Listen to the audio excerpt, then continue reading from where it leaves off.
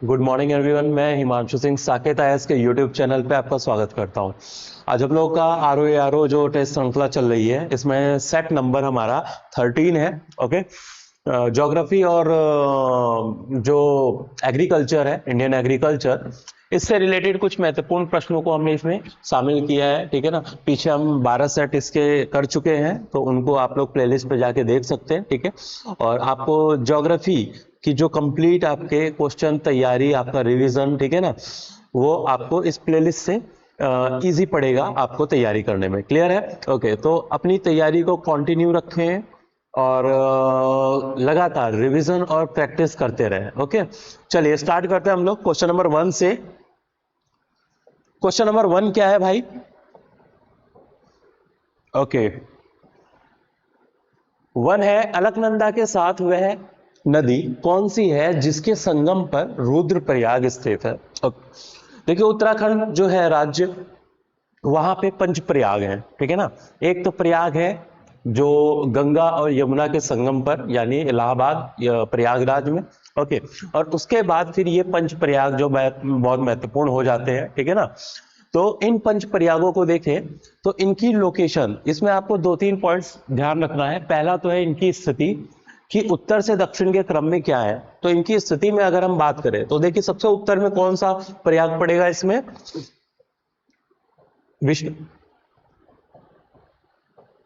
Vishnu Prayag. Clear है? सबसे उत्तर में, नॉर्थ में है विष्णु प्रयाग। उसके बाद आपका नंद प्रयाग,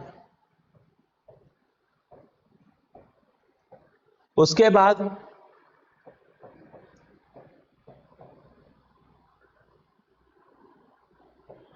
कर्ण प्रयाग, फिर रुद्र प्रयाग,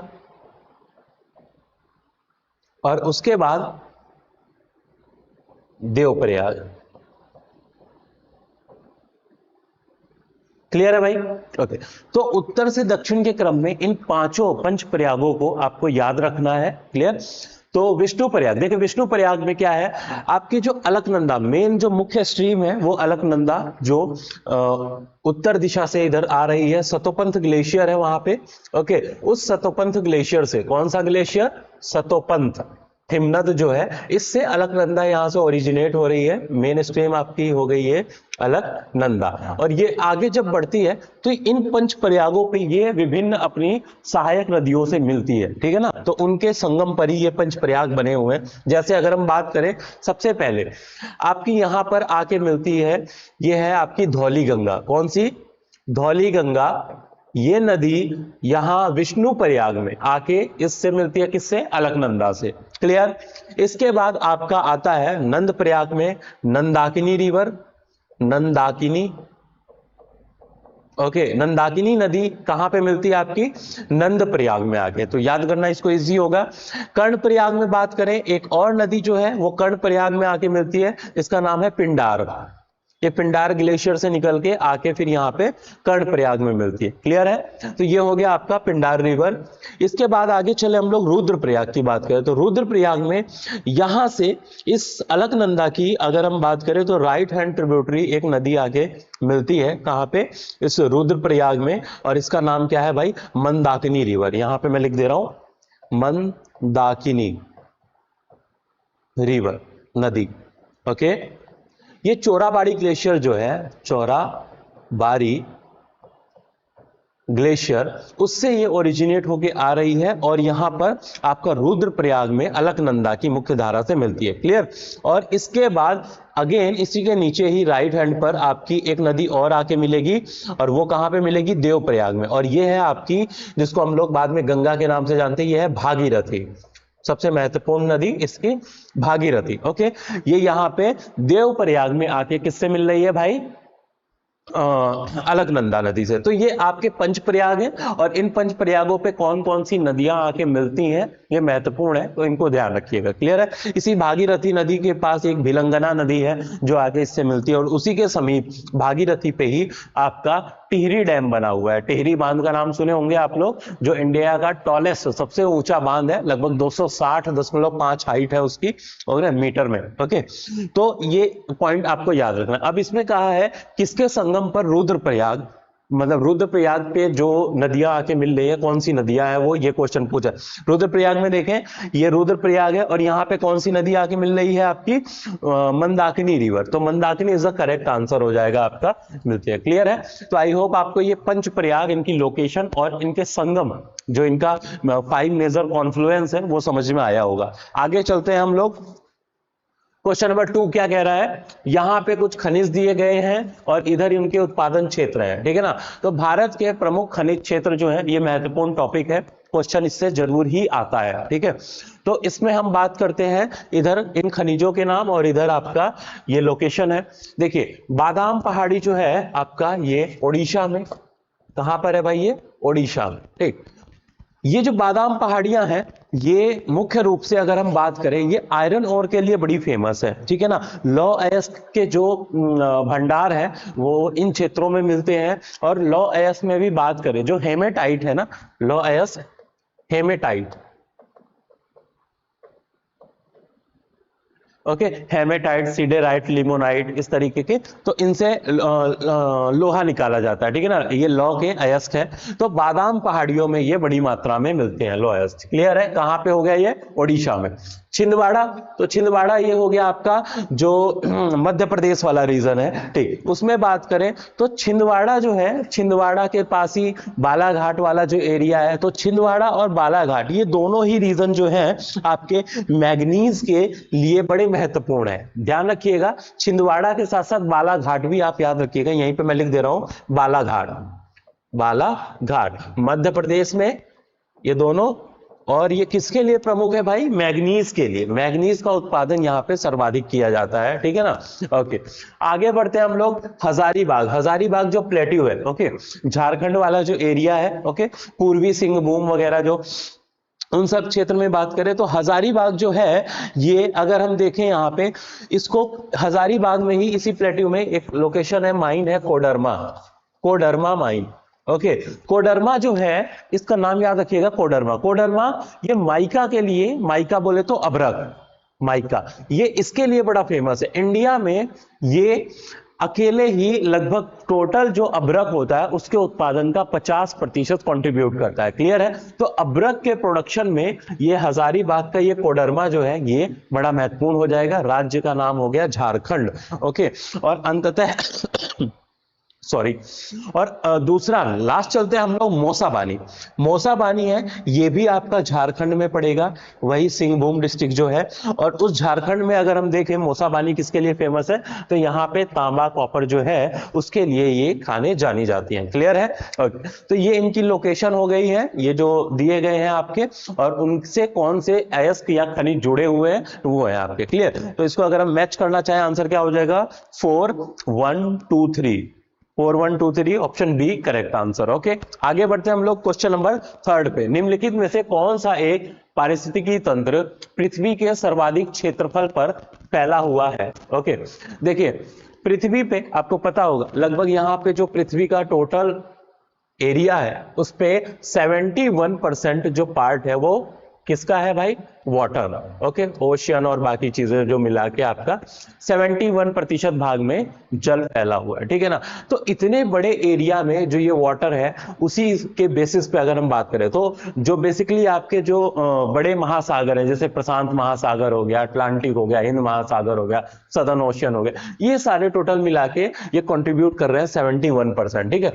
और इतने बड़े एरिया में जब ये फैला तो ये पारिस्थितिकी तंत्र, इससे जुड़ा हुआ जो इकोसिस्टम होगा वो भी लार्ज होगा, ठीक है ना। तो इसमें अगर हम ओवरऑल देखें तो आपका सबसे बड़ा सर्वाधिक क्षेत्रफल में जो इकोसिस्टम फैला हुआ है, पारिस्थितिकी तंत्र फैला हुआ है, वो कौन सा हो जाएगा, मरीन इकोसिस्टम, समुद्री पारिस्थितिकी तंत्र। ओके ओके, इकोसिस्टम ये जो शब्द है ये किसने दिया था, एजी टांसले। लास्ट पिछले हमने वीडियोस में बताया भी था, एजी टांसले, इनका नाम याद रखिएगा, ये टर्म किन किन ने दिए थे। ओके, तो ये था आपका सामुद्रिक पारिस्थितिकी तंत्र, जिसमें हम बेसिकली अगर हम बात करें जो मरीन इकोसिस्टम होता है, जिसमें कोरल रीफ्स वगैरह हो गए, बाकी आपकी मरीन जो लाइफ्स होती हैं वो सभी इसके अंदर इंक्लूड की जाती है। क्लियर है? चले आगे बढ़े हम लोग क्वेश्चन नंबर 4 पर। निम्नलिखित में सुमेलित है, कौन सुमेलित है ये पूछा गया है।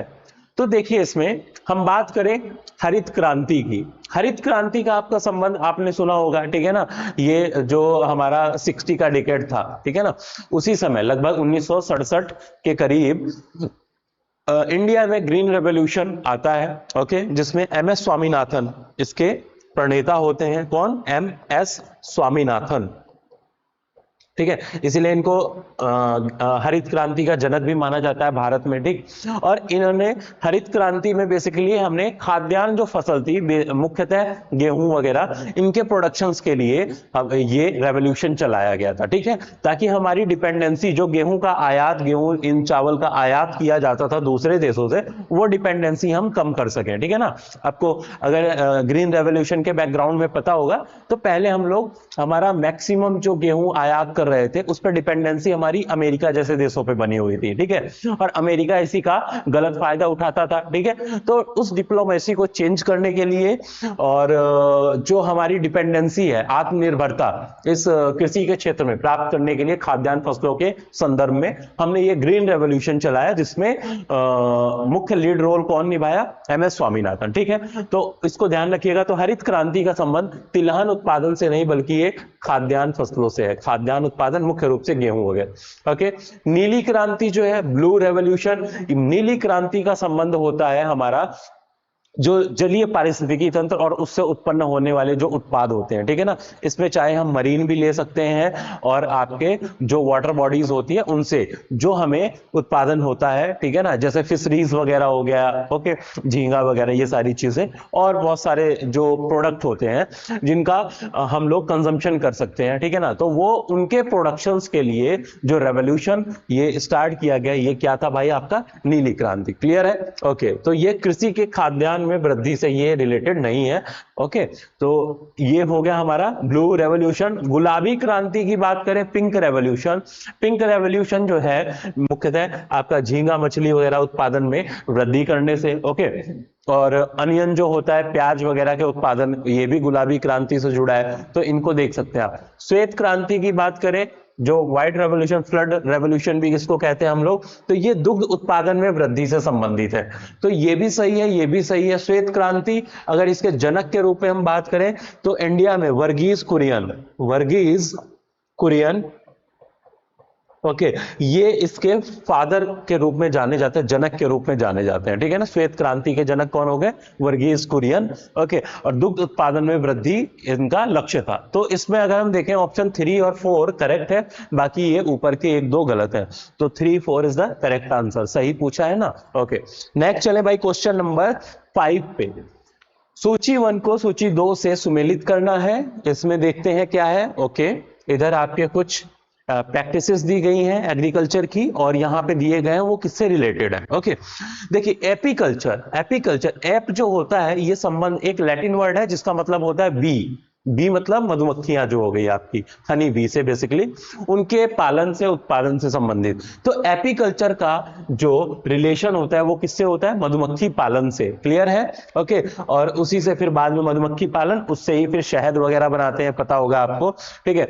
तो ये क्या हो गया भाई आपका एपीकल्चर। सिल्वीकल्चर जो होता है, सिल्वीकल्चर जो बेसिकली जो सिल्क के प्रोडक्शन में, यानी रेशम जो होता है, और वो बेसिकली सहतूत के जो वृक्ष है उन पे जो आपके रेशम कीट होते हैं ना, ओके, उन्हीं के प्रोडक्शंस के लिए, उत्पादन के लिए ये सिल्वीकल्चर जो होता है वो कहलाता है, ठीक। तो रेशम का उत्पादन जब इन कीटों के माध्यम से किया जा रहा है तो इसमें जो हम लोग ये कार्य प्रणाली अपना रहे हैं इसको क्या कहते हैं भाई? सिल्वीकल्चर। विटीकल्चर की बात करें तो विटीकल्चर का संबंध होता है ग्रेप्स, अंगूर की खेती वगैरह से, तो ये हो गया आपका अंगूर से रिलेटेड। और पीसी कल्चर जो है ये मछली फिशरीज से संबंधित है। क्लियर है? तो उनके उत्पादन पालन से संबंधित उसको क्या कहते हैं हम लोग? PC culture. तो ये इसका करेक्ट आंसर हो जाएगा। इसको मिला सकते हैं आप 3, 4 and 1, 2, okay. Option D is correct. Clear है? चले आगे बढ़ते हैं हम लोग। ऑप्शन 6 पे चल रहे हैं। उत्तर प्रदेश में उगाई गई निम्नलिखित फसलों में से किसकी अवधि न्यूनतम होती है? ओके, तो देखिए इसमें हम बात करें जो फसल है और उनकी अवधि, यानी वो जब बोई जाती है और कितने समय में वो पक के तैयार होती है, ठीक है। तो उसमें सबसे कम समय जो लेती है वो मूंग की फसल लेती है, लगभग 80 से 90 दिनों में रेडी हो जाती है, आपकी काटने योग्य हो जाती है, ठीक है ना। तो इसमें आपका करेक्ट आंसर क्या हो जाएगा, मूंग की फसल। बाकी जो फसलें हैं वो समय ज्यादा लेती हैं, लगभग 100 से 150 के बीच में इन लोगों का पकने का टाइम होता है, ठीक है ना। अगर हम मूंग की बात करें तो इसका टाइम पीरियड जो है वो 100 डेज से कम का होता है। Clear, okay. तो आंसर आपका क्या हो जाएगा, मूंग की फसल। भूतापीय ऊर्जा, नेक्स्ट क्वेश्चन 7 है, जियोथर्मल एनर्जी की बात कर रहा है, पर आधारित मणिकरण जो है ये बिजली पावर प्लांट जो है किस राज्य में स्थित है। देखिए जियोथर्मल पावर प्लांट होते क्या है, जो हमारे भूगर्भ होता है ना, भूगर्भ में आपको पता होगा कि क्या है, ये हमारी ऊपर की क्रस्ट हो गई, क्रस्ट, ओके। नीचे आपका मेंटल आपको पता ही होगा, ठीक है। और मेंटल में जो ऊपर वाला दुर्बल मंडल है, बेसिकली वो मैग्मा चैम्बर होता है, पिघली हुई उसमें चट्टानें होती हैं जिसको हम लोग मैग्मा कहते हैं, ठीक है। और तापमान काफी अधिक होता है, ठीक। और साथ ही साथ उसी एरिया में रेडियो एक्टिव एलिमेंट्स होते हैं जिनके डिके से तापमान में भी काफी वृद्धि होती है। तो इनके कॉन्टेक्ट में जो चट्टानें होती हैं वो धीरे धीरे गर्म होती जाती है, और इन चट्टानों के बीच में यदि दरारों से होके जब ऊपर, ये मान लो यहाँ पे हमारे क्रस्ट है तो ऊपर हम लोग रहते हैं, अब यहां से दरारों से होते हुए जल जब अंदर आ जाता है और इन दरारों के बीच में ट्रैप हो जाता है, और जब ये चट्टानें क्या होती है, गर्म होती है ना, किसी एक्टिव प्लेट के पास या वॉल्केनिक हो सकता है उसके समीप कोई एक्टिव वॉल्केनो हो, तो उसकी हीट से जब ये गर्म होती है तो ये वाटर किस में कन्वर्ट हो जाता है, भाप में बदल जाता है। और धीरे धीरे ये जो भाप होता है ना, ये स्टीम जो जनरेट होती है, भाप, वो प्रेशर क्रिएट करता है, और ये प्रेशर जो होता है उसी प्रेशर से जब ये बाहर निकलती है ये एनर्जी, ओके ना, तो ये जल, गर्म जल जो होता है हमारे सतह के ऊपर आ जाता है। क्लियर है, ओके। तो ऐसा जो गर्म जल का जो स्रोत होता है ना, वही आपका भूतापीय ऊर्जा का उदाहरण हो गया। और ये गर्म जल के स्रोत का, इनका प्रयोग, भूतापीय ऊर्जा का प्रयोग हम लोग किस में कर सकते हैं, बिजली उत्पादन में कर सकते हैं। इससे क्या होता है, ये जो स्टीम जनरेट हो रही है, इस स्टीम का यूज करके हम जो टरबाइन होती हैं उनको यूज करके क्या कर सकते हैं, इलेक्ट्रिसिटी प्रोड्यूस कर सकते हैं। क्लियर है, ओके। तो यहाँ पे भूतापीय ऊर्जा भी एक नवीकरणीय ऊर्जा का मुख्य स्रोत है, ठीक है। हालांकि सीमित है ये, अभी कुछ ही जगहों पे इनका उत्पादन किया जाता है, लेकिन ये ऊर्जा के एक अपार भंडार है, अनलिमिटेड सोर्सेज है, ओके ना। तो ये पॉइंट ध्यान रखिए। तो मणिकरण जो हो गया आपका, कहां हो जाएगा, ये हिमाचल प्रदेश में ये एरिया पड़ेगा। क्लियर है, ओके। आगे बढ़े हम लोग क्वेश्चन नंबर 8 पे। नीलगिरी पहाड़ियों की बात कर रहा है, ब्लू माउंटेन में निम्नलिखित में से कौन सी जनजाति आपकी समूह प्रमुख रूप से पाई जाती है। ओके, देखिए नीलगिरी कहां पे है भाई, जो आपका ये दक्षिण भारत वाला क्षेत्र है ना, यहां पे आपको पता होगा, इधर आपका कौन से पर्वत है, वेस्टर्न घाट माउंटेन, और यहां पे आपका कौन से पर्वत है, ईस्टर्न घाट माउंटेन। पूर्वी घाट के पर्वत है, इधर पश्चिमी घाट के पर्वत है, ठीक है। और पूर्वी घाट और पश्चिमी घाट का जो मिलन स्थल है ना, ये वाला, यहीं पे आपका जो पहाड़ी है, जो मिलन स्थल है, उसी को कौन सी पहाड़ी कहते हैं हम लोग, नीलगिरी की पहाड़ियां कहते हैं। क्लियर है, ओके। ये नीलगिरी की पहाड़ियां इन दोनों का जॉइंट है, जंक्शन है, ओके ना। और इसी नीलगिरी की पहाड़ियों की अगर हम बात करें तो यहां पे जो प्रमुख जनजाति है वो पाई जाती है, उसका नाम क्या है, टोडा ट्राइब्स। ये तमिलनाडु एरिया, ओके। तो टोडा ट्राइब्स जो है इन्हीं एरिया में आसपास रहते हैं, इन नीलगिरी पर्वतों में, ओके।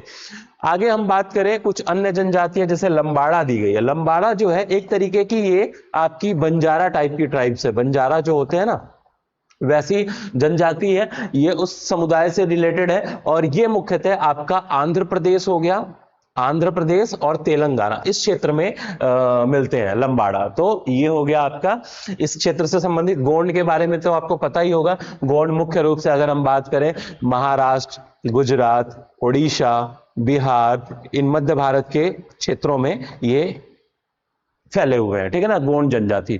और जारवा जो है आपका, जारवा ट्राइब्स बेसिकली जो अंडमान निकोबार द्वीप समूह है ना, उसमें मुख्य रूप से अगर हम बात करें, जो साउथ और मिडिल अंडमान है, ओके, अंडमान, वहां पर ये आपकी जारवा ट्राइब्स मिलती है। क्लियर है।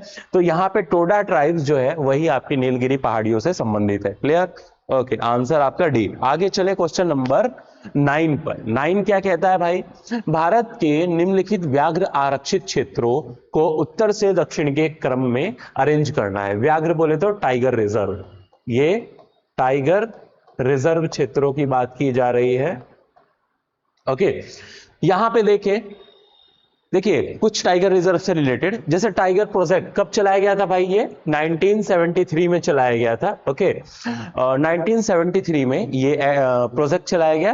भारत में जो टाइगर्स पॉपुलेशन है उनको इंक्रीज करने के लिए, उनके प्रोटेक्शंस के लिए, उनका जो विभिन्न कार्यों में यूज किया जाता है, उसकी वजह से उनकी पोचिंग होती थी, हत्या कर दी जाती थी, ठीक है ना। तो उनकी पॉपुलेशन को, उनको प्रोटेक्ट करने के लिए, पॉपुलेशन को बढ़ाने के लिए क्या किया गया, ये टाइगर प्रोजेक्ट टाइगर जो है वो शुरू किया गया, प्रोजेक्ट ये 1973 में। ओके, पहली चीज। दूसरा, उस समय जब ये स्टार्ट किया गया था उस समय इंडिया में केवल 9 टाइगर रिजर्व थे, 9 टाइगर रिजर्व जो थे उस समय इंडिया में थे। आज वर्तमान में अगर हम बात करें जुलाई 2023 तक, यहां पे इंडिया में टोटल 54 टाइगर रिजर्व हैं। कितने भाई?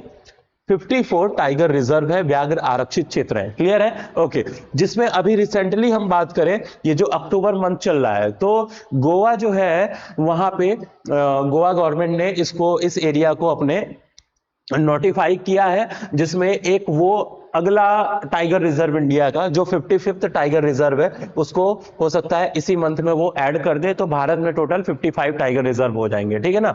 ओके, इन टाइगर रिजर्व में अगर देखें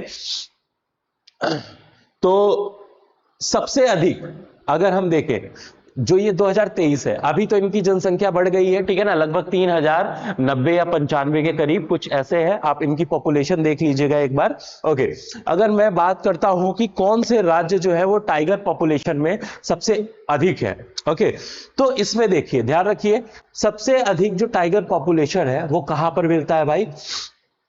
मध्य प्रदेश में। मध्य प्रदेश जो है यहां पे टाइगर की पॉपुलेशन सबसे ज्यादा है। सेकंड नंबर पे जो टाइगर की पॉपुलेशन में आता है राज्य वो है कर्नाटक, और थर्ड नंबर पे जो है आपका वो कौन सा राज्य है? उत्तराखंड। क्लियर है? तो इनका जो ये क्रम है, ये ऑर्डर आपको याद रखना है। आई होप आपको ये पॉइंट समझ में आया होगा। तो मध्य प्रदेश सर्वाधिक टाइगर, उसके बाद कर्नाटक और उसके बाद उत्तराखंड, ठीक है। इनका नंबर भी आप देख सकते हैं। ये अपडेटेड डेटा है 2023, जुलाई 2023, जो मिनिस्ट्री ऑफ स्टेट जो एनवायरमेंट, क्लाइमेट एंड फॉरेस्ट जो है उससे, क्लाइमेट चेंज एंड फॉरेस्ट, इस मंत्रालय ने, जो अश्वनी कुमार इनके मंत्री हैं, ठीक है ना, तो राज्य प्रभार के अंतर्गत यह आता है मंत्रालय। तो उसमें उन्होंने ये जो जुलाई में अपना डेटा जो दिया, उसमें उन्होंने बताया कि भारत में जो टाइगर रिजर्व, जो टाइगर पॉपुलेशन है, उसमें एनुअल ग्रोथ जो है वो लगभग 6% के करीब बताया उन्होंने। ये आप देख सकते हैं रिपोर्ट उसको, ठीक। और उसमें टोटल उन्होंने 54 टाइगर रिजर्व्स की बात की, जिसमें अगर हम बात करें टाइगर रिजर्व में, तो जो बड़े टाइगर रिजर्व हैं इंडिया में, उनमें अगर हम देखें तो भाई आपका हो गया जिम कॉर्बेट, यूके में, उत्तराखंड में जिम कॉर्बेट हो गया। उसके बाद हम बात करें नागरहोल, नागरहोल कर्नाटक, बांदीपुर ये भी कहां पे हो गया भाई? ये भी कर्नाटक में हो गया, ठीक है। और आपका हो गया बांधवगढ़ टाइगर रिजर्व, ये हो गया मध्य प्रदेश में। क्लियर है? ये कुछ आपके 4-5 टॉप मोस्ट टाइगर रिजर्व हैं जहां पे सबसे ज्यादा पॉपुलेशन इंडिया में देखी जाती है, ठीक है। तो इनको आप ध्यान रखिएगा।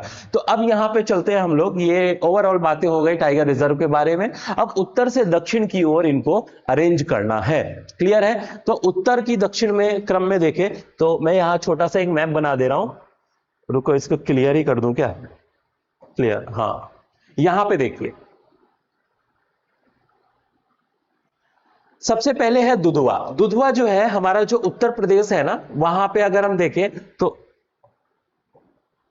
उत्तर प्रदेश जो है, वेट, यहां पर लखीमपुर जो खीरी, लखीमपुर खीरी वाला जो एरिया है डिस्ट्रिक्ट, वहां पर आपका दुधवा टाइगर रिजर्व है। क्लियर है? तो ये हो गया आपका नॉर्थ में इधर। उसके बाद हम बात करें पन्ना मध्य प्रदेश जो है, यहां पे जो केन नदी है ना, केन नदी इसके पास से होकर गुजरती है, जो सिंध बेतवा केन, केन किसकी ट्रिब्यूटरी है, यमुना की। और वहीं मध्य प्रदेश में पन्ना डिस्ट्रिक्ट जो है, वहीं पर ये पन्ना जो है टाइगर रिजर्व जो है आपका लोकेटेड है। उसके बाद करें बात पेंच की, तो पेंच का जो संबंध है वो थोड़ा सा और साउथ में आएंगे, तो पेंच मुख्य रूप से मध्य प्रदेश और महाराष्ट्र में फैला हुआ है। महाराष्ट्र का जो नागपुर वाला एरिया है ना, उन सब क्षेत्रों में ये फैला हुआ है, तो मध्य प्रदेश महाराष्ट्र से रिलेटेड हो गया, वो इसके दक्षिण में। और इंद्रावती की बात करें, इंद्रावती जो है ये छत्तीसगढ़ में, ओके ना, तो थोड़ा सा और नीचे इधर आ जाएगा छत्तीसगढ़, ओके। तो ये हो गया आपका इंद्रावती टाइगर रिजर्व छत्तीसगढ़। तो इनका लोकेशन अगर हम देखें तो क्या हो गया भाई, क्रम से अगर देखें 1 2 3 और 4, क्लियर है, ये हो गया आपका इनका लोकेशन। चले, तो ये था टाइगर रिजर्व और इनकी पोजीशन के बारे में, इनका स्टेटस क्या है, ये सारी चीजें, ओके ठीक है। देखिए जो मैं अभी बात किया था आपको टोटल टाइगर रिजर्व की, इसमें जो 54th जो टाइगर रिजर्व है, ओके, इसका नाम क्या है, वीरांगना दुर्गावती टाइगर रिजर्व। जो वीरांगना दुर्गावती टाइगर रिजर्व ये मध्य प्रदेश में है, वीरांगना दुर्गावती टाइगर रिजर्व कहां पर है, ये मध्य प्रदेश में, ओके। और जो आपका 55th बनने वाला है, ये गोवा में बनने वाला है, ओके। तो अभी स्टेटस 54 का है, 55वां जब बन जाएगा मे बी तब आपको न्यूज मिल जाएगी। तो गोवा में है ये, और इसका नाम क्या है, Mahadei, Mahadei tiger reserve, okay. कहां पर है भाई, ये गोवा में, क्लियर है। तो ये इनका कुछ 2023 के कुछ अपडेटेड टाइगर रिजर्व है, इनके नाम याद रखिएगा। तो इंडिया में वर्तमान में अभी तक, ओके, 54 है, आने वाले दिन में 55 जो होगा आपका महादेई टाइगर रिजर्व हो जाएगा, क्लियर। आगे बढ़े हम लोग क्वेश्चन नंबर 10 पे। अधिकांश ओजोन गैस जो है लगभग 90% किस वायुमंडलीय परत में स्थित है, ओके। हमें पता है जो वायुमंडल है उसकी परतें मुख्य रूप से अगर हम देखें, देखिए सबसे नीचे कौन सी परत है भाई, क्षोभ मंडल, क्लियर है, जिसको हम लोग ट्रोपोस्फियर कहते हैं, क्षोभ मंडल है, ट्रोपोस्फियर। इसके ऊपर हम बात करें तो अगला जो है वो है समताप मंडल, समताप मंडल। इसके ऊपर नेक्स्ट कौन आ जाता है, मध्य मंडल। इसके ऊपर थर्मोस्फियर ताप मंडल, जिसका एक पार्ट है आयन मंडल, आयन मंडल भी कह सकते हैं, ओके। और इसके ऊपर जो आ जाता है एक्सोस्फीयर या बहिर्मंडल, बहिर्मंडल, ओके।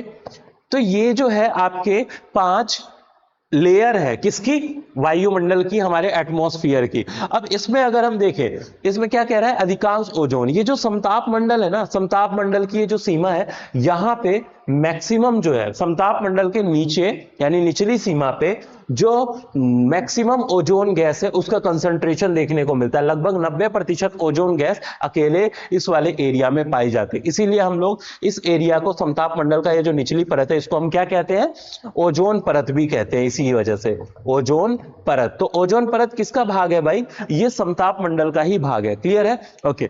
तो ये हो जाएगा आपका समताप मंडल से संबंधित, ओके। आगे बढ़ते हैं हम लोग। अच्छा एक पॉइंट और, जो ओजोन गैस है ना, ये हालांकि है तो हमारे पृथ्वी के लिए तो एक तरीके से ब्लैंकेट की तरह काम करता है, प्रोटेक्टिव शील्ड की तरह काम करता है, लेकिन यही ओजोन अगर जब तक ये समताप मंडल में है तब तक तो इसको हम लोग गुड ओजोन कह सकते हैं, गुड ओजोन, ओके। और अगर ये ओजोन हमारे क्षोभ मंडल का पार्ट बन जाता है, क्षोभ मंडल में एंट्री कर जाता है, और क्षोभ मंडल में एंट्री करने का मुख्य कारण जो विभिन्न इंडस्ट्रीज है, ओके, जैसे अगर हम बात करें बहुत सारे इलेक्ट्रॉनिक जो उपकरण होते हैं, जैसे एसी हो गया, फ्रिज हो गया, ओके। और इसके अलावा अगर हम देखें जो पेंट इंडस्ट्री हो गई, जो डिओडोरेंट हो गए, ये सब बनाने में, इन सब में क्या होता है, जो गैसेस यूज करते हैं ना, उसमें ओजोन का यूज किया जाता है। अब ओजोन का जब इमिशन होगा इस क्षोभ मंडल में, तो ये क्या होता है, इसका कंसंट्रेशन अगर थोड़ा सा भी बढ़ जाता है तो ये स्वास्थ्य के लिए काफी हानिकारक होता है, क्लियर है। इससे लंग कैंसर और जो हमारे आंखों में जलन, बाकी जो सांस की बीमारियां, अन्य गंभीर बीमारियां इससे हो सकती हैं, क्लियर। तो इसको हम लोग, अगर क्षोभ मंडल में ये होता है तो इसको हम किस नाम से जानते हैं, बैड ओजोन के नाम से। तो गुड ओजोन और बैड ओजोन के बीच में डिफरेंस समझिएगा। और ये इसका मैक्सिमम कंसंट्रेशन जो प्राकृतिक रूप से मिलता है वो कहां मिलेगा आपको, समताप मंडल के निचली सीमा पे, जिसको ओजोन परत के नाम से हम जानते हैं। क्लियर है? ओके। समताप मंडल की अगर मुख्य रूप से ऊंचाई देखें तो यह 12 किलोमीटर से लेकर लगभग ये 50 किलोमीटर की जो हाइट है, इसके मध्य आपका एटमॉस्फेयर में ऊंचाई पर मिलेगा। क्लियर? आगे बढ़ते हैं। दूसरी चीज समताप मंडल की, इसमें जैसे जैसे हम ऊंचाई बढ़ती जाती है तापमान में वृद्धि। इसकी निचली सीमा पे तापमान कितना रहता है, लगभग -60 डिग्री के करीब, -58 से 60 डिग्री के करीब रहता है। और जैसे जैसे ऊंचाई बढ़ती जाती है इसका तापमान बढ़ता जाता है और इसकी बाउंड्री पे यानी समताप सीमा के करीब ये लगभग 0 डिग्री के आसपास पहुंच जाता है। क्लियर है? -60 से 0 डिग्री तक। तो ऊंचाई बढ़ने के साथ साथ तापमान में, इसमें समताप मंडल में क्या आती है, वृद्धि आती है। क्लियर? आगे बढ़े हम लोग। क्वेश्चन नंबर 11, यहां पे कुछ दर्रे दिए गए हैं और यहां पे लोकेशन उनकी रिलेटेड है। देखिए जोजिला पास जो है, जोजिला बेसिकली उस समय तो जम्मू कश्मीर ही कहा जाता था, आज ये अगर इसकी लोकेशन देखें तो लद्दाख का पोर्शन हो जाएगा। ये लद्दाख का, ये जो है आपका श्रीनगर को लेह से कनेक्टिविटी देता है, श्रीनगर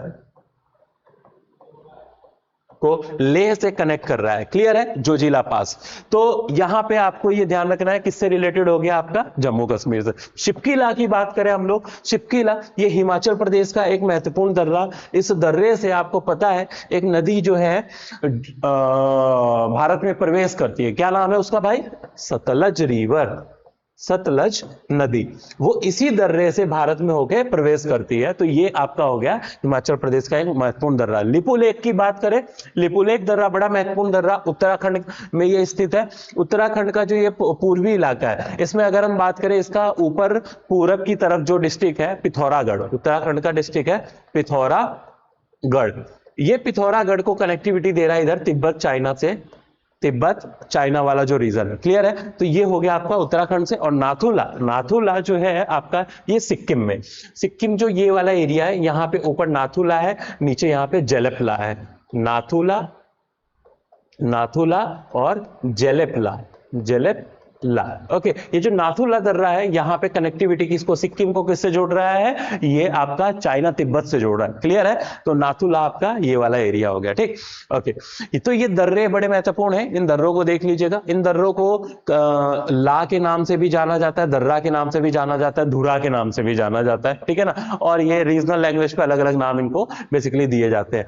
तो ये आपके महत्वपूर्ण दर्रे, उनकी लोकेशन और उनकी कनेक्टिविटी मैंने बता दी। तो इतना आप ध्यान रखिएगा। इसको मैच करना होगा, मैच कर लीजिएगा। क्या होगा इसका, 3124, 3124 दैट इज सी। ओके। आगे बढ़ते हैं हम लोग क्वेश्चन नंबर 12 पे। यहां पे नीचे कुछ जल डमरू मध्य दिए गए हैं, नीचे उधर देश दिए गए हैं, यानी कुन देश। देखो जल डमरू मध्य क्या होते हैं, जल डमरू मध्य एक ऐसी पतली जल राशि होती है, वाटर बॉडी होती है, जो दो बड़े महासागरों को या बड़े वाटर बॉडीज को जोड़ने का काम करती है, पहली चीज। और ये और दूसरी तरफ यही जल डमरू जो होता है, दो बड़े लैंड मास को अलग करने का भी काम करती है। तो ये स्थल हो गए दो, इनको क्या करेगी, अलग करेगी। और ये आपके वाटर बॉडी, सागर महासागर हो गए, इनको कनेक्ट करने का भी काम करती है जल डमरू। तो ये आप ध्यान रखिएगा। इसको क्या कहते हैं हम लोग, जल डमरू या स्ट्रेट कहते हैं। इंग्लिश में क्या कहते हैं इसको, स्ट्रेट। ओके। अब यहां पे कुछ स्टेट दिए गए हैं, इन स्टेट की बात करें कि किसको किससे अलग करता है। भाई ये देश है ना, अगर यहां पे महासागर दिए होते तो उसको जोड़ता, ये देश है यानी ये अलग करने की बात कर रहा है, स्थलों को अलग करता है ये जल डमरू। तो देखें बास स्टेट कहां पर है भाई, बास स्टेट जो है, जो ये आपका ऑस्ट्रेलिया है ना, ऑस्ट्रेलिया, उसके नीचे यहां पे छोटा सा एक आइलैंड है तस्मानिया। कौन सा, तस्मानिया। ओके। तो यहां पे इसके पूरब में आपका तस्मान सागर हो गया, तस्मान सागर। और इधर हम देखें साउथ सी या इंडियन ओशन का ये वाला एक्सटेंडेड पार्ट जो हो गया आपका south ocean, south ocean. Okay. तो ये कनेक्टिविटी किसको कर रहा है, इन दोनों को, तस्मान को इंडियन ओशन से कनेक्ट कर रहा है। और ये अलग किसको कर रहा है, तो ये जो ऑस्ट्रेलिया है ना, ऑस्ट्रेलिया का बेसिकली नीचे यहां पे जो प्रोविंस है विक्टोरिया प्रांत, विक्टोरिया प्रांत है ऑस्ट्रेलिया का, उसको ये तस्मानिया से अलग कर रहा है, बास स्टेट। तो हम यहां पे ऑस्ट्रेलिया को तस्मानिया से ये सेपरेट करने का काम कर रहा है। क्लियर है? ओके। बात करें हम लोग डेविस स्टेट की। डेविस स्टेट जो है, जो कनाडा के ऊपर देखें हम लोग, तो यहां पे आपका कहाँ गया, हाँ कनाडा के ऊपर। तो कनाडा इधर आपका हो गया लेब्राडोर सी वगैरह जानते हैं आप लोग, और यहां पे आपका एक आइलैंड जिसका नाम है ग्रीनलैंड। ग्रीनलैंड ये किसका पार्ट है भाई, किसकी भू सीमा है, तो ये है डेनमार्क की। ध्यान रखिएगा ग्रीनलैंड डेनमार्क की क्या कहते हैं उसको, सीमा है, ठीक है ना, उसी का एक क्षेत्र है जो कि समुद्र के यानी अटलांटिक महासागर के दूसरे किनारे पर आपको पड़ जाएगा।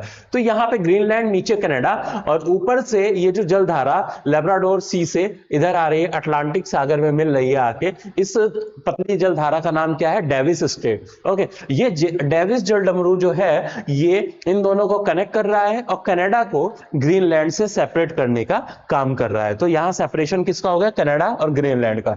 डोवर स्ट्रेट की बात करें तो डोवर स्ट्रेट देखिए कहां पर है, जो आपका इंग्लैंड है ना, ओके, और इधर आपका हो गया फ्रांस, जर्मनी, ये सब ऊपर आपका नॉर्थ सी हो गया और नीचे हो गया इंग्लिश चैनल। तो उत्तरी सागर को इंग्लिश चैनल से जोड़ने का काम कर रहा है डोवर स्ट्रेट। और ये जो फ्रांस है और आपका यहां पे हम देख लें यूके, ये यूके हो गया, इधर हो गया फ्रांस, इनको सेपरेट करने का काम कर रहा है ये डोवर स्ट्रेट, ठीक है। तो यूके को फ्रांस से अलग कर रहा है और इंग्लिश चैनल को उत्तरी सागर से जोड़ने का काम कर रहा है ये डोवर स्ट्रेट। फ्लोरिडा स्ट्रेट की बात करें तो फ्लोरिडा स्ट्रेट क्या है भाई, गल्फ ऑफ मैक्सिको की खाड़ी जो है, ओके, मैक्सिको की खाड़ी में देखें तो यहां पे नीचे तो हो जाएगा आपका क्यूबा, इधर है आपका फ्लोरिडा, और ये हो गया आपका गल्फ ऑफ मैक्सिको। तो ये जो पतली जलधारा जो ये गल्फ ऑफ मैक्सिको से आपका अटलांटिक ओशन की तरफ निकल रही है, इसी पतली जलधारा का नाम क्या हो गया, फ्लोरिडा स्ट्रेट हो गया। ओके, इसी को हम लोग फ्लोरिडा करंट के नाम से भी जानते हैं। और यही फ्लोरिडा स्ट्रेट जो हो गया, ये किसको, इस फ्लोरिडा को यहां पे क्यूबा से अलग कर रहा है या फिर यूएसए। फ्लोरिडा किसका पार्ट है, अमेरिका का। ओके, तो फ्लोरिडा स्ट्रेट क्या करेगा, अमेरिका को क्यूबा से सेपरेट करने का काम कर रहा है, ठीक है, जो कि आपका इसमें कैरिबियन सी में सिचुएटेड है। ओके, तो हो गया भाई आपका, मैचिंग कर सकते हैं आप लोग, क्या हो जाएगा 2 4 एंड 1 3। ओके, तो करेक्ट आंसर इज 1। नेक्स्ट चले हम लोग क्वेश्चन नंबर 13 पे, निम्नलिखित में कौन सा सही है। हिमालयी नदियों का उद्गम स्थान बर्फ से ढके हुए क्षेत्रों में होता है, अतः शीतकाल में वे सूखी होती है। अच्छा, तो सही पूछा है ना, ठीक है, नहीं तो शीतकाल में सूख जाएंगी, ऐसा तो होगा नहीं, शीतकाल में सूख जाएंगी भाई। हिमालयी नदियां आपको पता है वो 12 मंथ, ठीक है ना, 12 मास सदैव वो जल से भरी रहती हैं, ठीक है ना। वर्षा के समय में थोड़ा सा जल की मात्रा और अधिक हो जाती है, ठीक है, लेकिन वहां पे ये सूखती नहीं है। तो ये तो स्टेटमेंट वैसे ही गलत लग रहा है। प्रायद्वीपीय पठार की बात करें कि नदियां परिपक्वता तक पहुंच गई है, तो प्रायद्वीपीय पठार आपको पता होगा, प्रायद्वीपीय भारत का निर्माण जो है वो पहले हुआ, इस पठारी क्षेत्र का निर्माण हिमालय की उत्पत्ति से पूर्व का है, ठीक है। तो ये जो एरिया है ना ये पुराना है, हिमालय जो है टर्शियरी काल में बना था और उसके बाद यहां से नदियों की उत्पत्ति होती है।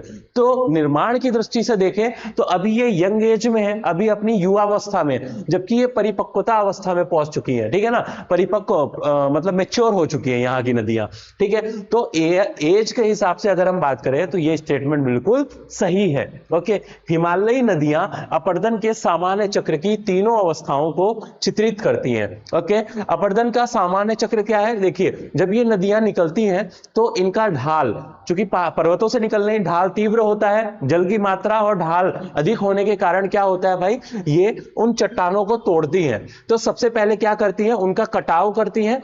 कटाव करने के बाद वो जो अवसाद होते हैं ना, उन अवसादों को अपने जल के साथ बहाकर वो आगे ले जाती हैं। उसको हम लोग क्या कहते हैं, ट्रांसपोर्टेशन या उसका परिवहन। ओके, एक स्थान से दूसरी स्थान की ओर ले जाती हैं, ठीक है। और अंततः ले जाके जब मैदानी क्षेत्रों में पहुंचती हैं तो उनका निक्षेपण कर देती हैं, ठीक है, और उन्हीं से ही भाभर, तराई, इस तरीके के रीजन बनते हैं, ठीक है ना। तो वहां पे उनका निक्षेपण भी हो जाता है, ठीक। तो ये जो अपर्दन चक्र है, ये इसकी तीनों प्रक्रिया सामान्य अवस्था है जिसमें कटाव, परिवहन और निक्षेपण होता है, ठीक। तो ये आपको तीनों ही देखने को किसमें मिलता है, इन हिमालयी नदियों में देखने को मिलता है। तो ऑप्शन 3 इज करेक्ट ऑल्सो। तो आपका आंसर क्या हो जाएगा भाई, 2 and 3 इज करेक्ट, बट ये नंबर 1 जो है ये गलत हो जाएगा, शीतकाल में ये सूखती नहीं है। क्लियर है। आगे बढ़े हम लोग क्वेश्चन नंबर 14 पर। निम्नलिखित यूरोपीय देशों में से किस एक की सीमा अटलांटिक महासागर से लगी है? यूरोपीय देशों की अगर हम पॉलिटिकल बाउंड्रीज की बात करें, आप लोग थोड़ा सा मैपिंग पे ध्यान रखें, वर्ल्ड मैपिंग पे। ओके, तो यूरोप में देखिए जो आपका ये नीचे है आपका कौन भाई? अफ्रीका। क्लियर? और अफ्रीका के इधर यहां पे पड़ेगा आपका स्पेन। कौन सा देश है? स्पेन। ओके, ये हो गया स्पेन। और इनके मध्य है एक पतली सी जलडमरू जिसका नाम क्या है? Strait of Gibraltar. Gibraltar. Okay, Gibraltar जलडमरू इन दोनों को अलग कर रहा है। और स्पेन जो है उसका ये जो पश्चिमी सीमा है ना, यहां पे है आपका पुर्तगाल। पुर्तगाल, ओके, पोर्चुगीज जो यहां पे है। तो पुर्तगाल जो कि सबसे पहले भारत में आए थे, ठीक है ना, व्यापार वगैरह के उद्देश्य से। तो पुर्तगाल की अगर हम बात करें तो ये आपका यहां पे विषुवत रेखा उत्तरी अटलांटिक महासागर से कनेक्ट है, और पुर्तगाल का जो पश्चिमी हिस्सा है वो अटलांटिक महासागर से जुड़ा हुआ है, ठीक है ना। तो अटलांटिक महासागर से कौन सी कंट्री हो जाएगी? पुर्तगाल। जबकि ऑस्ट्रिया, फिनलैंड ऊपर आ जाएगा आपका, रोमानिया आपका सेंट्रल एशिया के आसपास पड़ जाएगा ये, ठीक है ना। तो यूरोप जो रसिया, रोमानिया वो वाला एरिया है नीचे, ठीक, तो उस तरफ ये रीजन पड़ेगा सेंटर में। तो यहां पे अगर हम देखें तो पुर्तगाल इज करेक्ट आंसर, और इसी की बाउंड्री जो है ये अटलांटिक ओशन से मिलेगी, बाकी की नहीं मिलेगी। ओके, आगे बढ़े हम लोग। तो मैपिंग सेक्शन थोड़ा सा ध्यान रखिएगा, और जो लोकेशंस न्यूज में ज्यादा रहती हैं, ठीक है ना, उनको थोड़ा सा मैप पे और देखिएगा, ठीक है। जैसे रिसेंटली यूक्रेन तो था ही, उसके बाद इजराइल वाला मामला आ गया।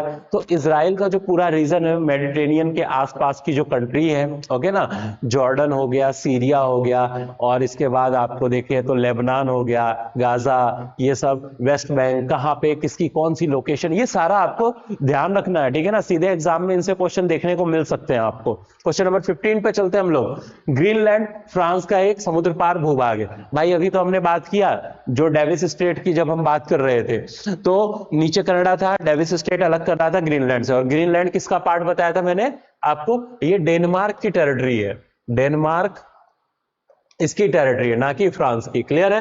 तो ये हो गया आपका गलत। बरमूडा जो कि यूके का समुद्र पार भूभाग है, पश्चिमी अटलांटिक में स्थित है। तो बिल्कुल सही बात है। जो बरमूडा है आपका उत्तर में, उत्तरी अटलांटिक का जो पश्चिमी भाग है वहां पे ये सिचुएटेड है। क्लियर है? तो ये यूके की टेरिटरी है। क्लियर है? ये चीज ध्यान रखिएगा। बहरीन राज्य पर्शियन खाड़ी में स्थित है। तो बहरीन जो है गल्फ ऑफ पर्शिया या फारस की खाड़ी जो कहते हैं। ओके, आपको ये पता होगा, इधर ऐसे यहाँ इराक हो गया, ईरान हो गया, फिर यहाँ पे पाकिस्तान, और यहाँ पे इस तरीके से एक ये ओमान हो गया, ठीक है ना। और यहाँ पे ओमान की खाड़ी हो गया, और इधर हॉर्मुज जल संधि। कौन सी संधि? हॉर्मुज जल संधि। और यहाँ पे फारस की खाड़ी। तो फारस की खाड़ी से ये हॉर्मुज जल संधि इसको कनेक्ट कर रही है, और यहाँ पे इसको देखें तो ये सेपरेट कर रही है ईरान से। और अंदर चले तो यहीं पे आपका यूएई, संयुक्त अरब अमीरात, कतर, और फिर आगे बहरीन, ये सब इसी पर्शियन खाड़ी में ही पड़ेंगे, ठीक है ना, फारस की खाड़ी में पड़ेंगे। तो ये आपका करेक्ट हो जाएगा। तो ऑप्शन 2 और 3 करेक्ट है, पहला आपका गलत हो जाएगा। ठीक, आगे बढ़े हम लोग, नेक्स्ट चले। उत्तर प्रदेश राज्य पर्यटन विकास निगम लिमिटेड की स्थापना की गई थी। तो ये सिंपल सा फैक्चुअल क्वेश्चन है। 1974 इसका पर्यटन निगम जो है, विकास निगम, इसकी स्थापना की गई थी। उद्देश्य आपको पता ही है क्या होंगे इसके? भाई राज्य में पर्यटन, इसके विकास को बढ़ावा देने के लिए, ठीक है ना, वो आधारभूत सुविधाओं की स्थापना के लिए। तो ये जो है उत्तर प्रदेश विकास पर्यटन निगम, ये किया गया कब स्टैब्लिश? 1974 में। क्लियर? आगे बढ़े हम लोग। क्वेश्चन नंबर 70, कौन सा अभ्यारण्य सही सुमेलित नहीं है? ओके, यहां पे कुछ अभ्यारण्य दिए गए हैं, पक्षी विहार, यहाँ पे स्थान, ठीक है। समसपुर जो है वो कहां पर है भाई? आपका Raebareli. Samaspur wild life sanctuary जो है, ये वाइल्ड लाइफ सेंचुरी रायबरेली में है। और ये एक आपका रामसर साइट भी है, रामसर स्थल भी है। ओके, मैंने आपको पिछली वीडियोस में जो पिछले टेस्ट थे उसमें रामसर साइट, उत्तर प्रदेश में टोटल 10 रामसर साइट है, उन 10 के नाम बताए थे, जिसमें से एक कौन है, समसपुर है। ओके, और आई थिंक ये सारे, हाँ ये सारे ही आपके रामसर साइट है। ओके, जितने भी नीचे दिए गए हैं। नवाबगंज कहां पर है भाई? नवाबगंज जो वाइल्ड लाइफ ये बर्ड सेंचुरी है, ये उन्नाव में पड़ता है, उन्नाव में। क्लियर है? और इसी का नाम चेंज करके कर दिए हैं क्या, शहीद चंद्रशेखर आजाद बर्ड सेंचुरी। ठीक है ना, तो वन्य जीव अभ्यारण्य हो गया, वाइल्ड लाइफ सेंचुरी। तो ये आपका हो गया नवाबगंज, कहां पे, उन्नाव डिस्ट्रिक्ट में पड़ जाएगा। ओके, बखीरा जो है ये संत कबीर नगर में पड़ता है आपका, ये सही करेक्ट है। और सांडी जो है ये हरदोई में पड़ता है। ठीक है, और ये चारों के चारों आपके क्या है, ये रामसर स्थल है। रामसर कन्वेंशन के तहत इनको आइडेंटिफाई किया गया। इंडिया में total at present 75 Ramsar site, जिसमें सबसे ज्यादा आपका तमिलनाडु में है 14, और सेकेंड नंबर पे है उत्तर प्रदेश। उत्तर प्रदेश में 10 रामसर साइट है। उन 10 के नाम आपको पता होने चाहिए लोकेशन के साथ। क्लियर है? ओके, आगे बढ़ते हैं हम लोग। तो आपका आंसर क्या हो जाएगा, सही कौन सा नहीं है, ये प्रयागराज नहीं, ये गलत हो जाएगा। नवाबगंज कहां पे, उन्नाव वाला एरिया है। ठीक है ना, ये आंसर है आपका। आगे बढ़े, क्वेश्चन नंबर 18, कौन सही सुमेलित है? ओके, बखीरा वन्य जीव अभ्यारण्य, अभी मैंने पीछे बताया, बखीरा कहां पर है भाई, ये संत कबीर नगर, संत कबीर नगर। तो ये आपका गलत हो गया, उन्नाव नहीं। ओखला वन्य जीव अभ्यारण्य ललितपुर में नहीं होगा आपका, ये गौतम बुद्ध नगर जो है, नोएडा, गौतम बुद्ध नगर वहां पर है। ओके, सांडी वन्य जीव अभ्यारण्य हरदोई, ये करेक्ट है आपका। अभी हमने देखा महावीर स्वामी वन्य जीव अभ्यारण्य, ठीक है, ये आपका कहां पे हो जाएगा, महावीर स्वामी, ये गोंडा। ठीक है, इसको देख लीजिएगा। तो सांडी ये सब आपका Hardoi, option C is correct answer. Clear है भाई? तो यहां पे सही सुमेलित पूछा है तो सी हमारा सांडी, बाकी की लोकेशन आपको देख। तो ये वन्य जीव अभ्यारण्य हुए, नेशनल पार्क हुए, वेटलैंड्स हुए, इनकी लोकेशन थोड़ा सा आपको ध्यान रखनी होगी, एग्जाम में पूछे जा सकते हैं। आगे चलते हैं हम लोग। पृथ्वी के वायुमंडल के संबंध में निम्नलिखित में से कौन से कथन सही हैं? वायुमंडल का क्वेश्चन, समताप मंडल में ऊंचाई के साथ तापमान बढ़ता है। अभी मैंने पीछे बताया क्वेश्चन में कि समताप मंडल में जैसे जैसे हाइट, समताप मंडल जिसकी निचली सीमा पे तापमान होता है -60 डिग्री, और जैसे जैसे ऊंचाई बढ़ती जाएगी 12 किलोमीटर से ऊपर जाएंगे, 14, 15, 20, 25, 50, तो 50 किलोमीटर तक पहुंचते पहुंचते इसका तापमान -60 डिग्री से 0 डिग्री के पास पहुंच जाता है। क्लियर है? तो यहां पे तापमान क्या हो रही है, बढ़ रहा है टेम्परेचर। तो ये करेक्ट आंसर हो गया आपका, सही है। मध्य मंडल में ऊंचाई के साथ तापमान घटता है। ओके, तो मध्य मंडल जो है, देखिए मैं यहां पे तापमान बना दे रहा हूं आपका, इधर देख लीजिए, ये क्षोभ मंडल, ये समताप मंडल, ये आपका मध्य मंडल, ये आपका थर्मोस्फीयर, ये आपका बहिर्मंडल। अब यहां पे देखें, ये मैंने बना दिया 0 डिग्री, 10, 20, 30। ओके, यहां पे माइनस करेंगे 50, -90, ओके, -50 कर दे रहा हूं, माइनस यहां पे 20 कर दे रहा हूं। स्केल अपने हिसाब से अरेंज कर लीजिए। अब देखो, ये क्षोभ मंडल है सबसे नीचे, क्षोभ मंडल पे जैसे जैसे ऊंचाई बढ़ेगी तापमान गिरता जाएगा, और -60 डिग्री के करीब यहां पे क्षोभ सीमा पे पहुंच जाता है। क्लियर है? यानी ऊंचाई बढ़ने के साथ क्षोभ मंडल पे तापमान में गिरावट आती है।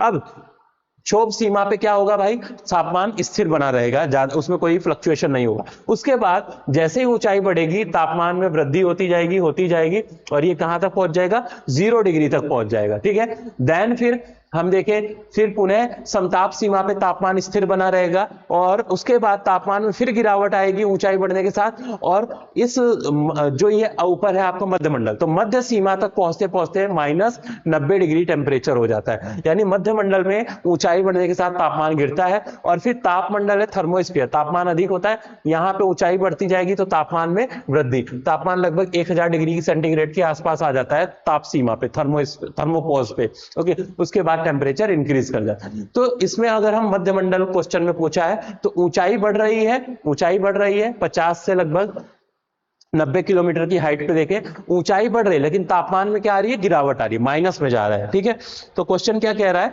वह मध्य मंडल में ऊंचाई के साथ तापमान घटता है, बिल्कुल सही बात है। और सबसे ठंडी वायुमंडलीय परत भी यही है, -90 डिग्री तक तापमान होता है, हमने बताया। तो आपको ये पॉइंट भी ध्यान रखना है, क्लियर है। वायुमंडल का न्यूनतम तापमान मध्य मंडल के ऊपरी भाग में दर्ज किया जाता है, बिल्कुल सही बात है। अभी हमने देखा कि वायुमंडल जैसे जैसे मध्य मंडल में, ये देखिए जरा, ये मध्य मंडल है आपका, इतना एरिया, जैसे जैसे हम नीचे से ऊपर जा रहे हैं, ऊंचाई बढ़ रही है, इसके मध्य मंडल के ऊपरी सीमा में पहुंचे, तापमान घट के कितना हो गया, -90 डिग्री सेंटीग्रेड। तो इसका जो इसके बाद फिर इतना तापमान नहीं मिलता कहीं पे भी। ठीक है, वहां पे ऊपर जाएंगे तो बढ़ेगा, नीचे भी आपका इससे ज्यादा ही है। तो हमारा जो है वायुमंडल की न्यूनतम तापमान मध्यमंडल के ऊपरी भागों में दर्ज किया जाता है, ये भी आपका बिल्कुल सही बात है। और नेक्स्ट देखते हैं क्षोभ सीमा, ट्रोपोपॉज जो है, ट्रोपोपॉज एक समतापी क्षेत्र है। तो जितनी भी सीमा है ना, मैक्सिमम वहां पे क्या है, तापमान में वेरिएशन नहीं होता, क्योंकि हमने इनको तापमान के आधार पे ही तो डिवाइड किया है ना। इस सीमाओं पे तापमान कुछ समय के लिए कुछ ऊंचाई तक स्थिर बन जाता है, ठीक है ना, तो उसी को हम सीमा मान लेते हैं। तो क्षोभ सीमा जो है इसी प्रकार की, वो समतापी क्षेत्र है, ये भी बात बिल्कुल सही है। ओके, तो यहां पे क्या हो जाएगा, ये सभी आपके करेक्ट आंसर हैं। ओके भाई, आई होप आपको ये समझ में आया होगा। क्वेश्चन नंबर नेक्स्ट चलते हैं हम लोग 20 पे। निम्नलिखित में से कौन सा झीलों का जोड़ा सू नहर द्वारा जुड़ता है। ओके, तो देखिए ये सारी जो झीलें हैं ना, ये कहां की झीलें हैं, ये अमेरिका और कनाडा, अमेरिका और जो कनाडा है ना, उनके मध्य अवस्थित है। ओके, कुछ इस तरीके से, कौन सी, सुपीरियर, ह्यूरोन, इधर मिशिगन, एरी, और सबसे इधर पूरब में ऑन्टेरियो। ये 5 ग्रेट लेक्स हैं, जो विश्व की सबसे बड़ी ग्रेट जो लेक जो है, fresh water lake, superior lake भी यही इसी का ही पार्ट है। ओके, जो सबसे वेस्ट साइड में है। मिशिगन जो है ये पूर्ण रूप से अमेरिका में है, बाकी जो है अमेरिका और कनाडा के बीच में बाउंड्री बनाती है। क्लियर है इतनी बातें। अब देखिए जो इसने पूछा है सू कनाल, जो सू कनाल है ना, ये सू नहर, ये किसको कनेक्ट करता है, सू, अगर सुपीरियर और यूरोन की बात करें, इन दोनों को आपस में कनेक्ट करता है। क्लियर है, तो सुपीरियर और यूरोन नदी जो है, इनको कनेक्ट करने का काम कौन कर रहा है, सू। ईरी और ओंटेरियो है, इनको जो कनेक्ट कर रहा है, इधर है वेलेंड कनाल, वेलेंड कनाल जो है या वेलेंड नहर, वो किसको कनेक्ट कर रहा है, ईरी ओंटेरियो को। ओके, तो यहां पे सुपीरियर और यूरोन को जोड़ने का काम कर रहा है Suez canal, that is correct answer B हो जाएगा। ठीक है, ये जो ग्रेट लेक्स है आपको पता होगा, ओंटेरियो, फिर इधर से आपका सेंट लॉरेंस नदी निकलती है, जो कि अटलांटिक महासागर को कनेक्ट कर देती है, गल्फ ऑफ सेंट लॉरेंस में गिरती है। ओके, और इसी नदी से और इन लेक्स के माध्यम से जो अमेरिका के आंतरिक भागों तक क्या होता है, अंतर्देशीय जल परिवहन जो होता है वो होता है। ठीक है ना, तो इसमें जो पोर्ट होते हैं उनको काफी यहाँ पे सहूलियत मिलती है, और सामान को सड़क की जगह इन जल मार्गों से होते हुए अमेरिका के आंतरिक भागों तक, कनाडा के आंतरिक भागों तक पहुंचाया जा सकता है इजिली। ओके, तो वहां पे ये काफी सपोर्ट देती है। तो वहां पे इन झीलों को जोड़ने का काम इन प्रमुख नहरों के माध्यम से किया जाता है, जैसे सू नहर, वेलेंड कनाल, इस तरीके की नहर है। ओके, तो सू नहर किसको जोड़ रहा है, सुपीरियर और यूरोन को जोड़ने का काम करता है। क्लियर है भाई, तो ये थे हमारे कुछ 20 क्वेश्चन, आपका ये आंसर की है, इसको आप देख सकते हैं, इसका स्क्रीनशॉट ले लीजिए मैच करने के लिए। क्लियर है, ओके, तो चलिए फिर आज के प्रैक्टिस सेट में इतने क्वेश्चन, इनको आप रिवाइज करें, कुछ जो चीजें समझ में ना आई है कमेंट बॉक्स में आप डाल सकते हैं। ओके, मिलते हैं फिर नेक्स्ट वीडियो में और कुछ महत्वपूर्ण प्रश्नों के साथ। तो तैयारी अपनी कंटिन्यू जारी रखें। Okay, thank you.